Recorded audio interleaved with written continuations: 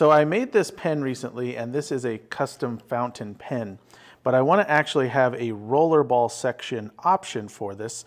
So today we're going to make a new section that is for the rollerball pen refill. Now there's a couple of key things to remember when you're doing this. One is we're going to be replacing that fountain pen nib and converter or cartridge area with a rollerball refill. So to make the rollerball section, we need to make it fit the rollerball ink refill as well as the spring at the back. Remember, rollerball springs go at the back of the refill. So we have a couple of things to take into consideration. One is the depth of our hole in our barrel here, the length of the section from the back shoulder to the tip of the nib, and we need to basically mimic those two measurements into the new rollerball section. So let's start by getting a few measurements. So I've drawn out here in extreme detail a replica of a rollerball refill. As you can tell, they're identical. Now I'm going to draw the barrel of the pen, and this is an artist rendering, so it may not be 100% accurate. These are the threads. And then what we want to know is our hole inside, how deep this is. And it looks like my refill is running out, so this is perfect time to make a new rollerball. So I'm going to get the depth of my hole, which if you watched the previous videos, you probably already know it. It's 70 millimeters. So I'm just going to write 70 there. I'm going to go ahead and get the depth of my cap, which is 55.8. Oh, I didn't draw my cap. So let's draw a cap. Now these I'm going to put dashes because they're inside. Those are the threads. And I've got my hole. And that was 55.85. And the 0.85 isn't that big a concern. I'm just getting some basics here. Okay, next let's measure up the refill. So I'm going to measure the whole thing first. 110. So that's tip to end, 110. I'm going to switch to a pencil. That might not cut out as much.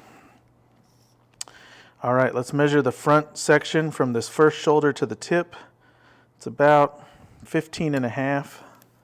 So that's from here, and these are all in millimeters, to here. This next little guy is right about 5 from here to here. 5 mil. And then our main body here is 90. Now it should, obviously, if I take those, equal up or pretty darn close. Now, we need to know what we're drilling, so we're going to measure the approximate size. 2.43 millimeters. I'm going to round that to 2.5 because I do want a little bit of room in there for the refill to slide in. 4.4, we'll call that 4.5. Whoop, 5. And the main one here, it's not quite round. We'll call it 6.15. Okay, so what we have to do is determine when the refill is loaded up here and in the tube, or in the barrel, we have 70 millimeters of depth. I'm going to go and put this in here. And then we want to mimic this like that. So obviously we want this a little bit loaded.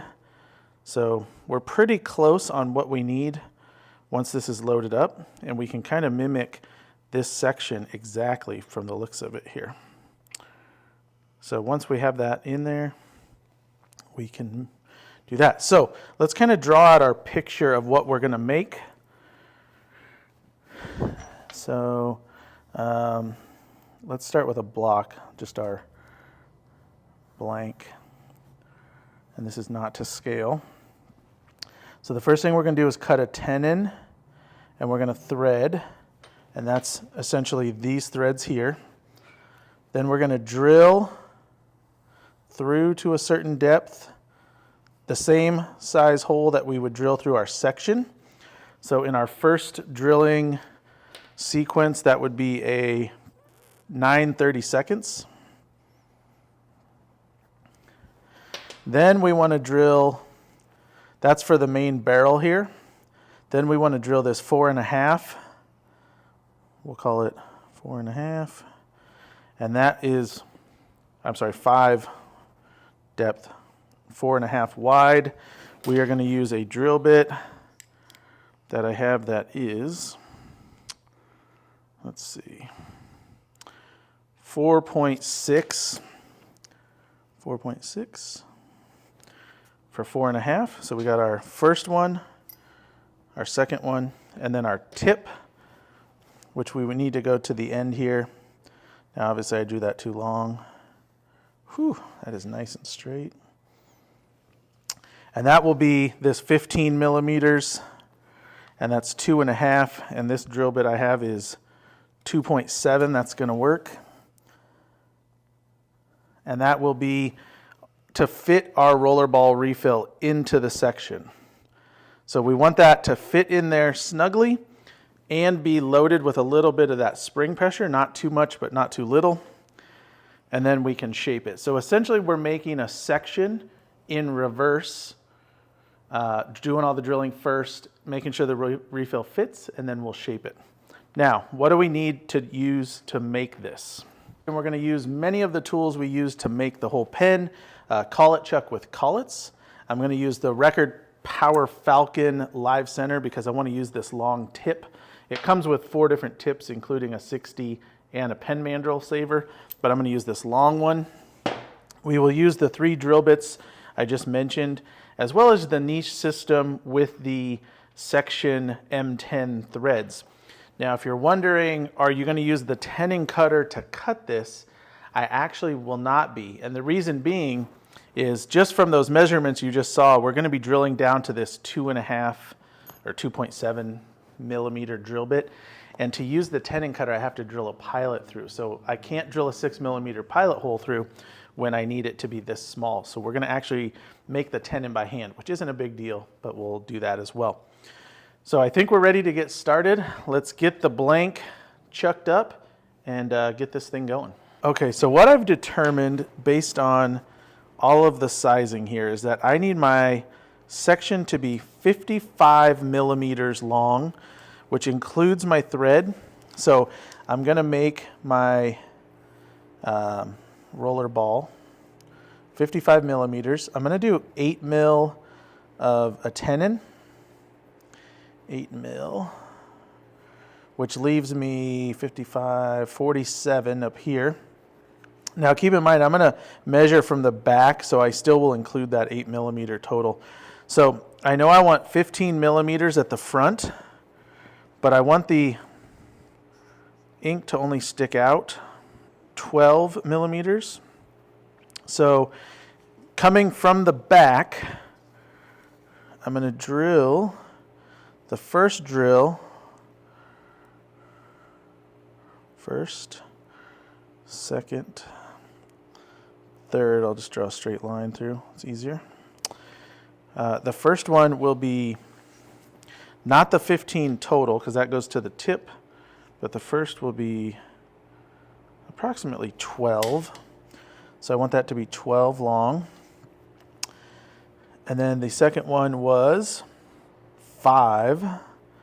So my first drill bit, this one, needs to be 55 minus 17. So if I measure 38, let's see, what is it, Amy? Can that be right? Yeah, 38. Okay.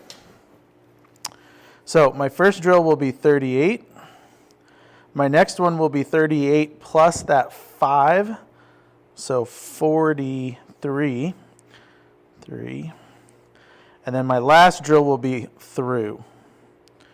So that's the 2.7, that's the 5, and this is the 9/32.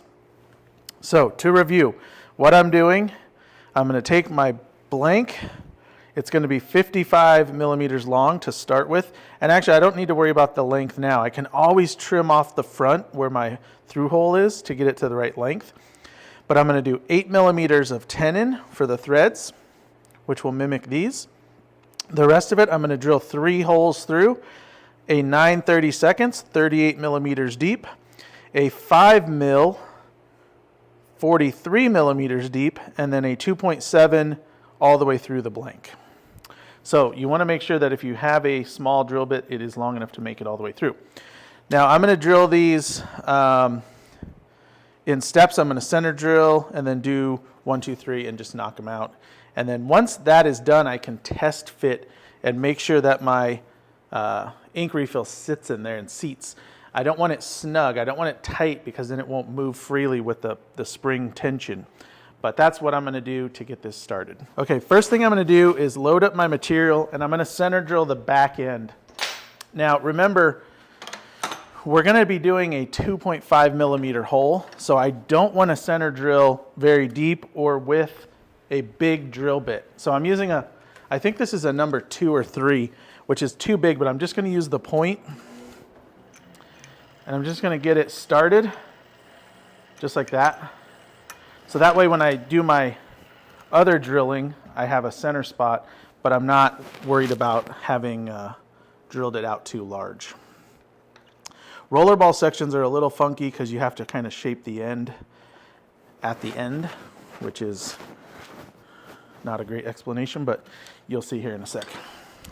Okay, so this is our back end. This is where we're going to be putting our tenon. So I am going to be drilling a larger hole, so I'm going to go ahead and drill that first. Get that out of the way. Now I'm going to grab the 9/32. And if you remember, I'm going to be doing a 38 millimeter hole. Now I'm using these stubbies, which isn't necessary, but if you have them, they work nicely as long as you don't need a deep hole.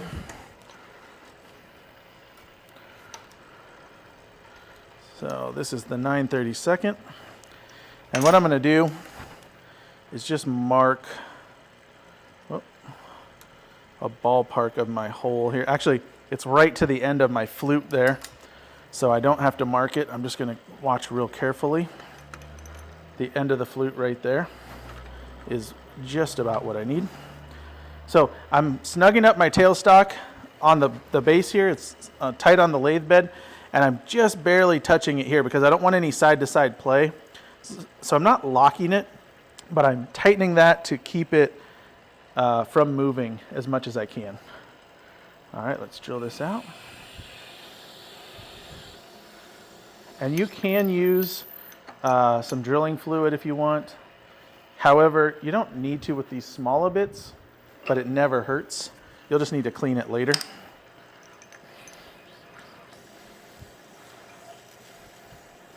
And I usually do clear this a couple of times because resin has a real bad habit of heating up inside your drill hole and causing you problems. Now, I'm going to give you a quick tip here. If you're ever going to move your bit inside your blank to start up in the blank further, stop your lathe. And here's the reason. If your lathe is running and you slide your drill bit into there and it hits the drill bit at the end of the material, it's going to catch and start going. And what it'll do is it'll pull your drill into the lathe and you won't be ready for it because you're going to be moving it. So stop your lathe, touch the end, back it up a tiny bit, then turn on your lathe and proceed. Oh, I didn't lock my tailstock. You generally learn that the hard way, but maybe that'll save you from learning that the hard way. And the only reason you really want to load this up into the hole is so you don't have to just sit there and crank your tailstock for 5 minutes. All right, there's our hole. We are good. So that's our 9/32. I'm going to grab the 5 millimeter. And this one we are going 43 millimeters deep.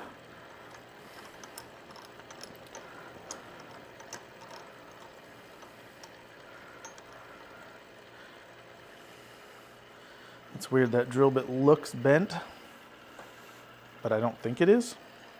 It's actually a very good quality bit, so I'm not super worried. It's just like my perception, I guess. Okay, so I'm going to mark this at 43. One thing you will want for this kind of work is a set of calipers. I prefer digital, but there's many kinds out there. All right, I'm going to get this up into the hole. So you can see I hit the hole. I'm going to lock it down, back it up just a hair. And hopefully I have that little bit of a cone from the other bit. And you can see I'm only going, there's my mark right there. I'm only going 5 millimeters in. So I'm not drilling very much with this one. Most of that probably came, that was already in there, but who knows. All right, now I'm going to switch. And this is my last bit, and I want to go all the way through. So I'm going to leave this out a little bit extended.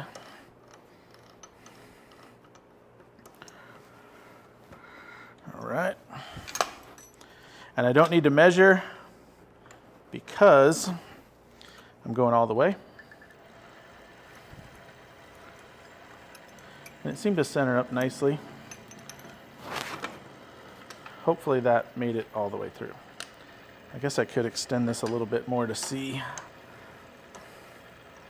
But I don't have much drill bit left.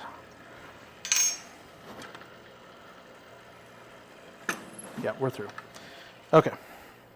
So there's our 3 holes for our rollerball refill. Let's take it out and see if it fits. Okay. I'm going to pull this out. I wish I had air with me, but I don't. Now, my tip might not stick all the way out because I have this a couple millimeters long, but I should at least see it. Okay, so hopefully you can see the rollerball tip right there, which means my holes fit. It feels pretty good. It's not real wobbly. So I think I'm good to go. I can now cut my tenon and thread my tenon for the section. So I'm going to leave that out just a little more this time.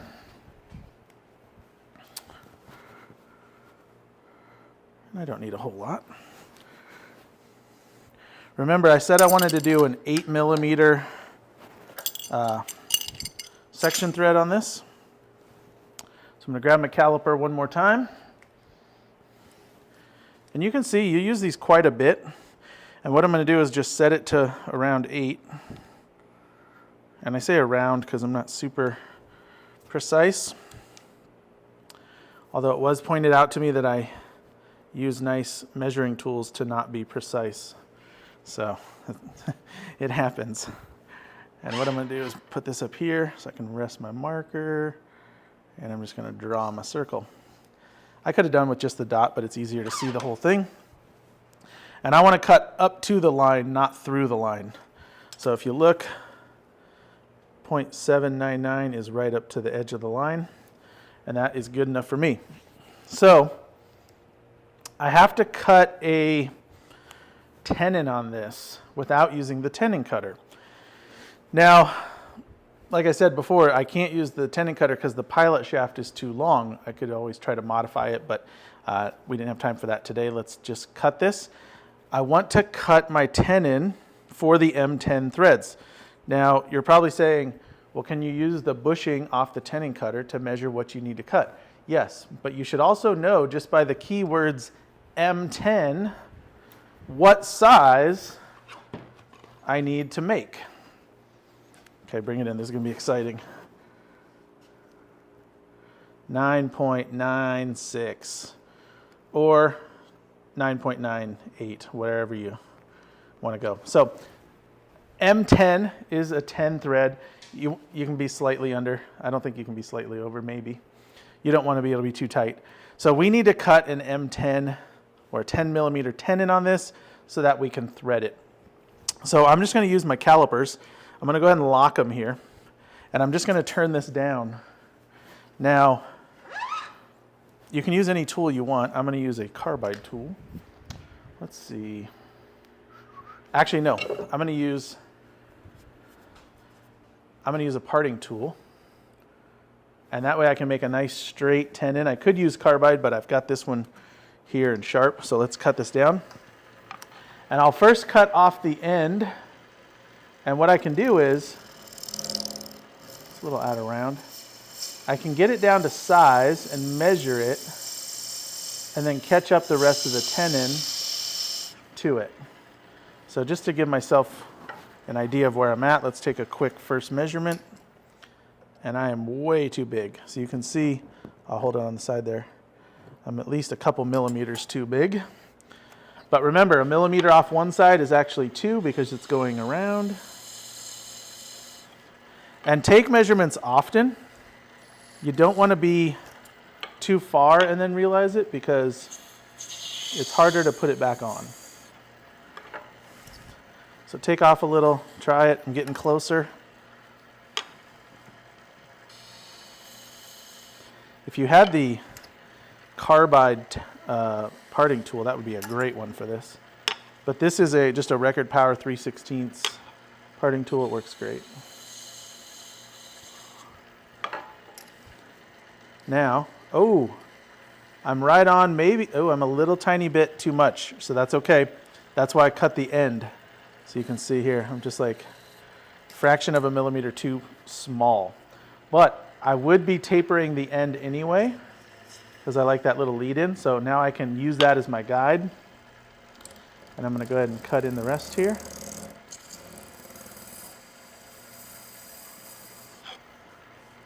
Not quite up to the line.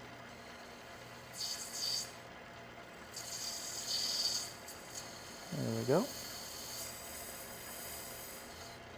And you can cut tenons with anything. If you have a boring head, boring heads work great. Obviously the tenon cutter is the preferred choice when you can use it. But in a case like this, just make do with what you got. Now I know I'm way big, but I just want to make sure, just in case. Yeah.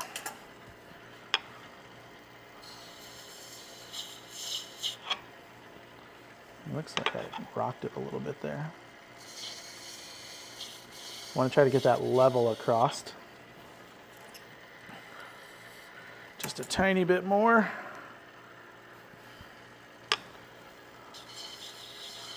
And I'm going to make some real tiny cuts because I don't want to go any smaller than I have to. I'm real close here.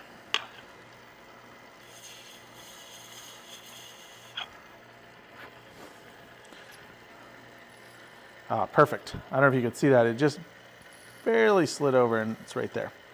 So that was a good demonstration because you get to see how much more efficient the tenon cutter is than cutting a tenon by hand. Now, am I up close enough? Yeah, I think so. Kind of wore off my line a little bit there, but that's the thick line. Okay, so first thing I'm going to do, you may remember this from the videos before, is I'm just going to give this a little sanding. Not real in depth, but I want to polish this before because it's hard to polish after. And I just want to take off any tool marks, anything that might give my threads any kind of hassle. I'm going to kind of taper the end for the lead in of the threads.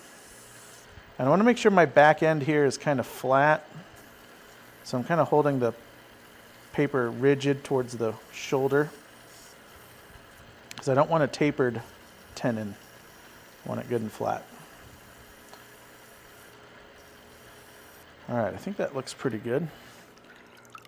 And it sure shines it up nice. Okay. Now we can tap our, well, not tap, we can now thread our tenon with our M10. Okay, I'm going to prep my niche system for the die that I'm going to thread my tenon with. Whew, that was a mouthful. I'm using the M10 threads, which looks like probably the last thing I did. But I am going to flip this die over so that my lead-in threads are out. And I'm going to clean it because whoever used it last left it full of goobers. Me, I'm the one who used it last. All right, get that lined up. Get in there, buddy. Loosen this, tighten this. And you want to tighten these little set screws because you don't want your die spinning on you. Okay, that's the niche system ready to go. I don't need any fluid, but I'm going to go ahead and use a little anyway. This is just WD-40. I'm going to bring it up, lock my tailstock, push the niche system up to the tenon, and push forward while I rotate. And you can see the little curly cues coming off that tenon. I'm going to go forward and then I'm going to back up. And while I'm backed up, I'm going to try to knock these threads out of here because, I mean, I only have 8 millimeters total, but I want to get this right up to the shoulder. And those little threads could actually keep it from getting all the way up there. So I'm going to back it up again. I'm going to try to knock those out. They should be loose once you back it up, hopefully. And then when I get to that shoulder, I just want to stop. I don't want to keep pressing because that tenon is pretty thin on my piece here. And it's an easy thing to snap if you're not careful. All right, so let's flip our die. And by flipping it, it allows us to get a little closer to this shoulder where you can see there's a little bit of a flat spot. Let me get the strings out of the way. Kind of a flat spot there. This usually helps with that.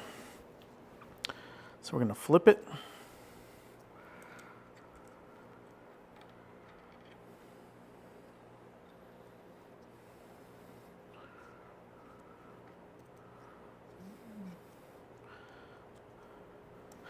All right. Bring it back up. Now this is key. You want to make sure you don't start this out of place and booger up your threads. So there you go. And you'll feel it once you get closer to the shoulder that it'll start to tighten up. And that's where it's cutting a little bit more than it had before. So I'm just kind of saying hello, the die to the shoulder there, but not going crazy with it. All right, that is out of the way. Now, we could give it a little quick test fit, and it looks like it fits pretty good and goes nice up to the shoulder there. All right.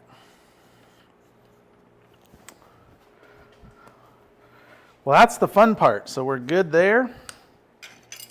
We're going to take this out of here. Thought I could do it by hand. And we're going to flip it around. Now is kind of the fun part because we've got the internal work done. We've got the holes drilled for our refill. We've got the threads ready for that. What we need to do now is shape this. And this is where it gets a little tricky. If you remember, come on over here. I think I talked about this in the section video. This is a section mandrel that holds it by the threads. I mentioned how I don't like these.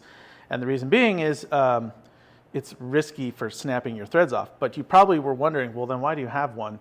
And this is why. So I don't have anywhere to hold this inside with threads or anything like I did on the fountain pen section.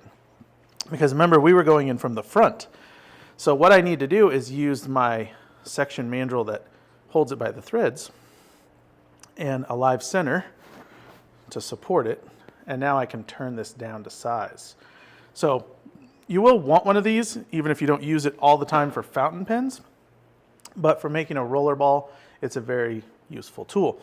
Now, if you get a Beaufort mandrel, some of the Beaufort section mandrels for the Bach have the M10 threads built into the back end.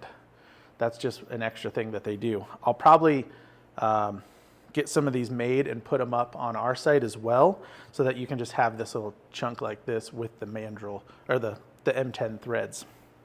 So let's find a, you know what, I remember.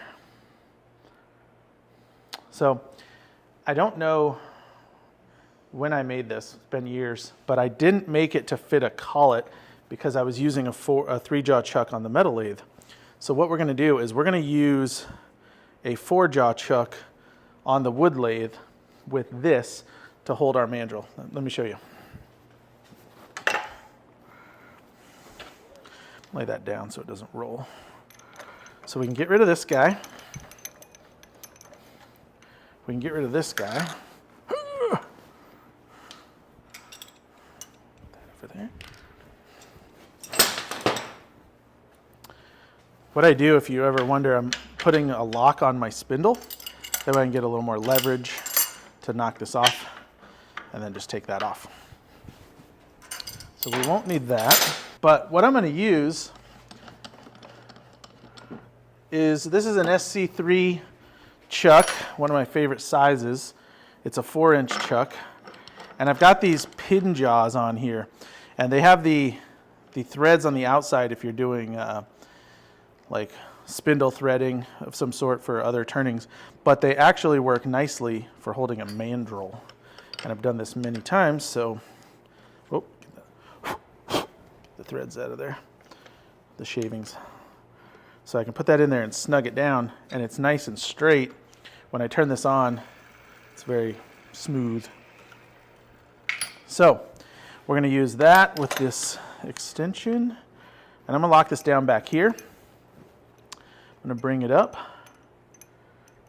and just touch it. Now I am going to snug that up once this is spinning, but I don't want to start it under pressure because I don't want those threads to be absorbing the impact of the thing starting to spin.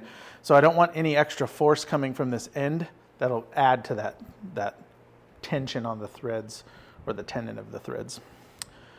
So this is our rollerball section. Now shaping. Shaping is a good thing to talk about here real quick. So you can shape this any way you want, just like your pen. You can have a straight taper from the front to the back. You can add little foregrips in it or dimples or whatever.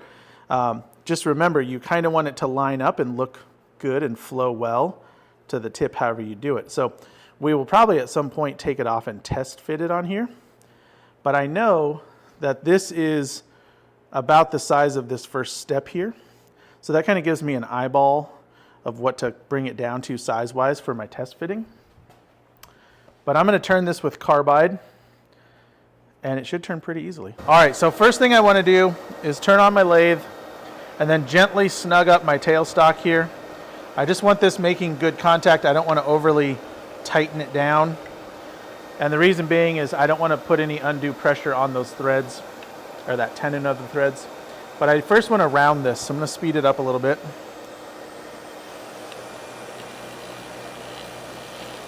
And I do have the cam vac running, so if it's a little noisy, I apologize. And you can see these live centers will bury into your material, so you got to snug them up.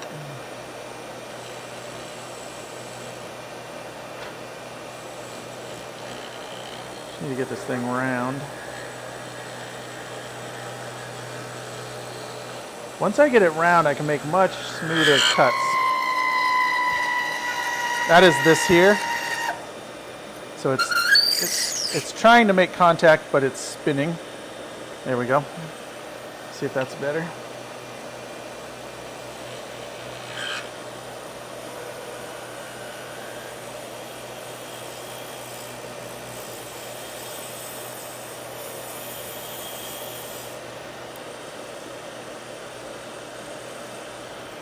And obviously I want to be a little more careful with this chuck because I've got more parts here than I did with my Collet Chuck. There we go.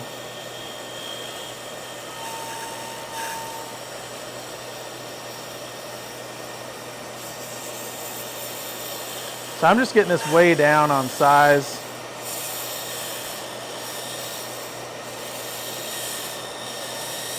Kind of taper this front a little bit. Well, there's like a million miles of ribbons. One thing I want to do is kind of eyeball where my size is here. Looks like I'm right there. So I may not have to cut that down at all.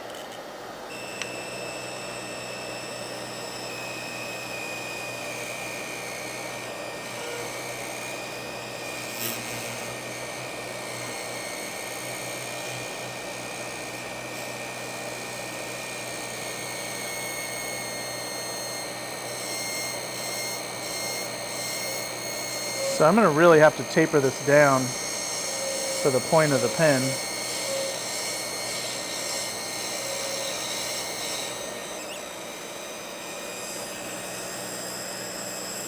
It's a weird noise, isn't it?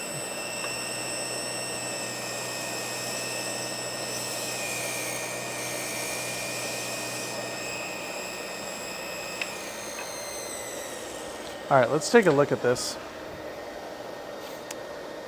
So we've got kind of a problem here. My point has really dug into my material, and it's really shortened my material up. So I'm gonna have to try to turn it without using that, because this material must be too soft for it, because you can see I've lost a couple millimeters of length there. But while I've got this out, let's see how we are. Yeah, we're a little bit big still, just by maybe a millimeter off each side. But you kind of can see what we're going for now. So that point really did some damage on my end there. Hopefully I've got enough to work with still. So I'm going to turn without the live center, but I'm going to support it with my hand here as much as I can. Yeah, not ideal. Well, I guess I've got the damage done. I can just kind of shorten it up from there. So what I'm going to do is I'm going to shape this first, and then I'll go to my end there. I'm going to take off that millimeter. This would be a good place to measure, so I don't have to keep taking it off. Let's see here. It's around 13. Remember, these are M14s. So yeah, I'm a little big.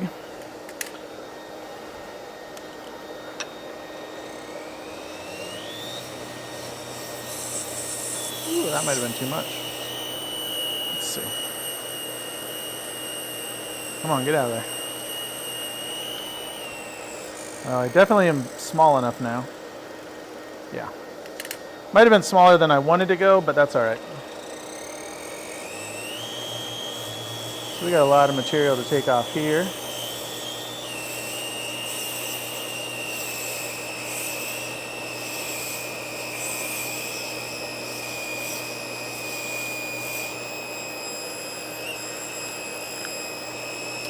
And what I'm going to do is bring this down, because I got to take off a lot of that end cap, unfortunately. So I want to get that down as much as I can. Let me give this just a little bit of a dip for the grip. Kind of that arc.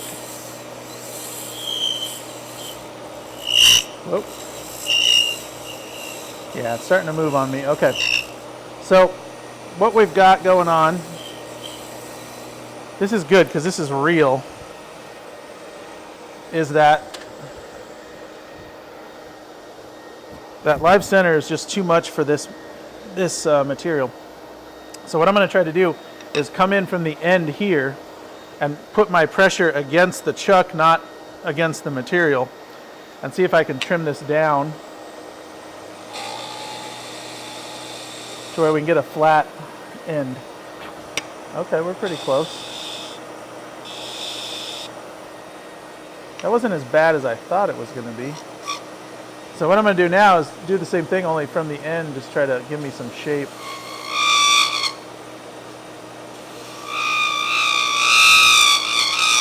And looks like I'm going to have to sand that to make my shape how I want. But the good news is, I think we might have saved it as long as we have enough length on our section there.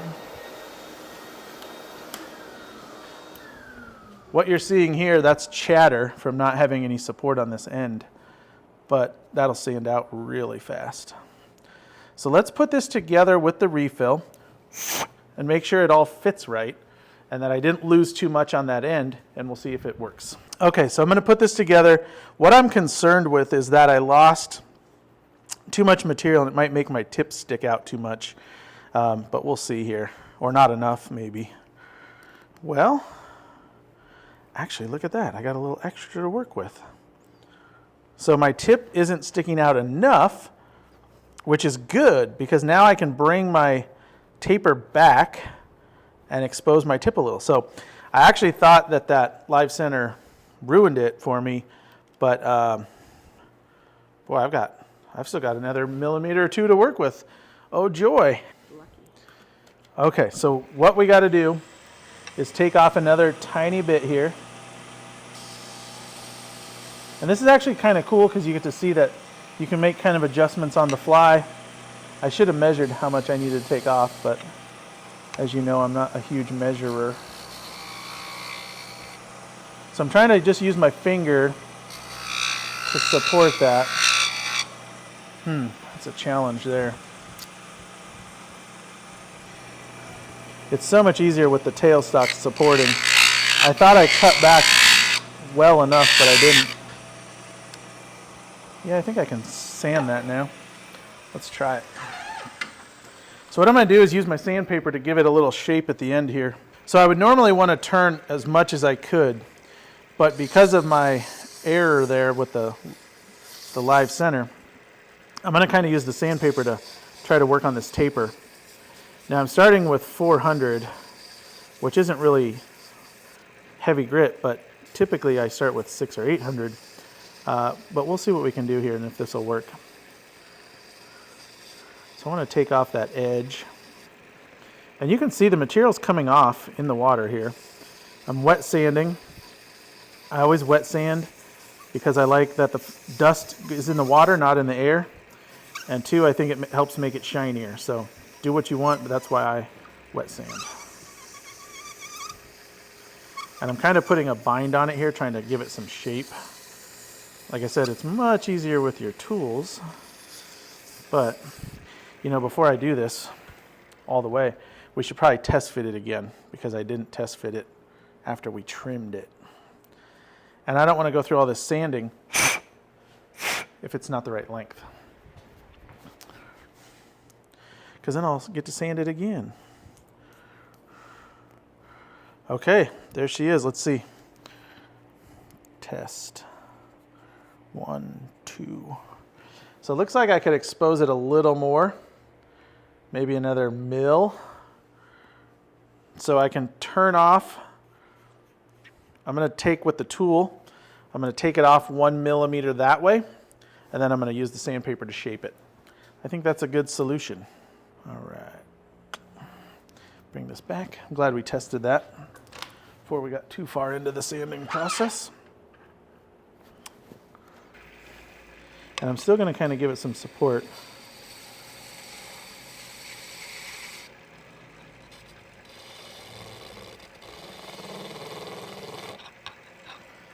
Looks pretty good.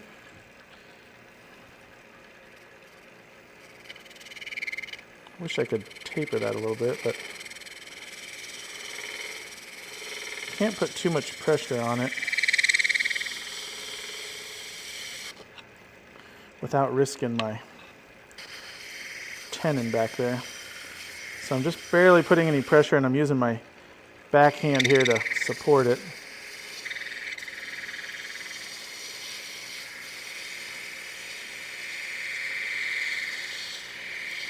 Yeah, that looks pretty good.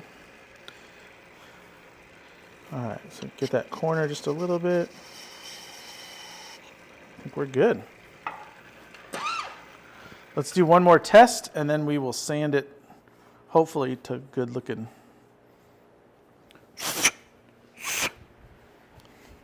Good looking pen status. Okay. And this is actually going to look like a really cool pen, I think. So that's not bad. I could go a little more, but actually I'm pretty happy with that. It's not meant to look like a all metal pen to me, like a, you know, parts pen. So this is kind of a unique, more blunt look. But definitely you could taper that off, but I kind of like the little foregrip there. That'll work. All right, pretty pleased with that. Let's shape it up. So back to the mandrel here. And I'm just snugging that. I'm not really cranking on it because I don't want I don't want to put pressure, that I've said a million times, on that tenon. So I'm going to use this to kind of round this front, give it a little more taper if I can. Rinsing often. And obviously you could get a lower grit paper and really do some shaping here, but I don't really want to do that much. I just want to kind of get this rounded on the front, a little taper. All right. Okay, I think that looks pretty good. I'm going to stop this, make sure I don't have any tool marks or anything in the resin. I don't see any. I'm just trying to dry it off with my hand. Looks pretty good. All right, now I'm going to do a little 600. Just a little light one. And I like the little dimple there. That's not the right word. This little dip, what would you call that? I like that little grip part, but you can taper it or however you want because it's more of a personal preference with this style of pen than what everybody else likes. All right, let's do Zona. So if you're not familiar with Zona Paper, it's a polish paper made by 3M. Comes in 8.5 by 11 sheets, and I cut it into these little squares. And you just work through the 6 colors. There's 6 colors or 6 grits from an equivalent to about from 800 to about 24,000. So I like it because it's less pieces than others. Like Micromesh has 9, I think. And I think it comes out really good. So I Zona Paper pretty much everything. You can use a little liquid polish at the end to give it a little wet look shine, but you don't have to usually. But everything I do typically is polished with Zona Paper. And I'll use a piece like this for 4 or 5 pens and then switch it out. Or in this case, 4 or 5 parts, not different pens. So I could use a set for a whole pen, the cap body section, other section, whatever, and then I'd switch it. If you're doing kit pens, you could do 4 or 5 bodies. But I'm just going to spend 35, 45 seconds per color, dipping it often.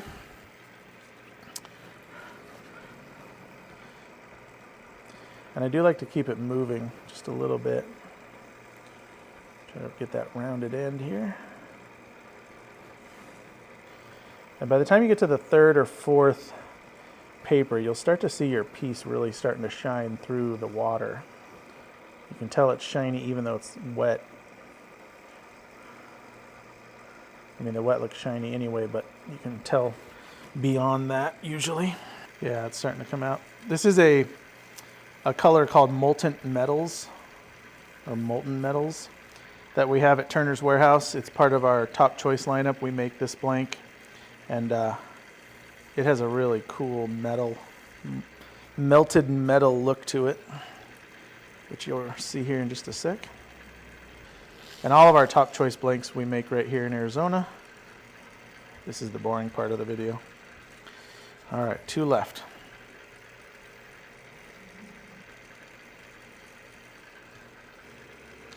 All right, let's take a look. So there you go. Oop. Looks pretty cool. I'm just gonna kind of pat it dry. Looks kind of like molten metals. I'm gonna go ahead and put a little polish on it. This is, it's called Ring Bling. It's basically a cleaner polisher. You can also use any other plastics polish you have that you like. We use Plastex a lot, which we have here at the store. And you'll see it kind of just starts to work it in there, and then it'll start to get a little shiny. I think sometimes the plastic polishes give you a little bit of more of a wet look than just a polished look, if that makes any sense. So I like the plastics polish as a finisher sometimes. I don't always use it, but that looks pretty good. Hopefully you guys don't see any scratches. I don't see any. Ooh, it's smooth. All right, let's put it on our pen and see how we did. Now, one thing I would probably do before putting it on the pen normally is I'd put it in the ultrasonic cleaner and get all the dust and debris out of here. But for the sake of the video, we won't do that. But let's put it on. Ah, look at that. You can see there's cleaner coming out of the end. Oh, I guess the moment of truth. So I was kind of eyeball to see if I did a good job as far as measurement. Looks good. Oh, boom. So that's a rollerball section. That's how I do it. You should do it however you want, but that just gives you an idea. And that was actually kind of good. I could cut out the part where I messed up the end with the live center, but that's actually how it works. I did one yesterday and I didn't have any dimpling from the live center. So materials vary from hardness, but you could also plan for that and just leave your material a tiny bit longer so that you could cut it down to size. So if you weren't sure exactly, you could do all those internal measurements the same, but then leave your last thin cut drill all the way through, but leave your material an extra 5 millimeters. Test it, test fit it, cut it back, cut it back, cut it back. And that way you could really creep up on a good size. And I don't know about you, that looks cool to me, but the shape is totally personal. So I like the way it fits in my hand and feels. So now we can offer this as a rollerball or a fountain, which is pretty dang cool. And there you have it. Thanks for watching this video. If you haven't watched our other custom pen making videos, be sure and check those out. We've got, I think, 4 others now. We go over all the tooling. We do the cap and body threading. We do the making of the section for the fountain pen like this. And then we do all the shaping and polishing. And now you've just watched the rollerball, so you have probably got everything you need to get started and make some custom pens. Be sure and check out Turner's Warehouse. That's my store, and that's where I have all this stuff available.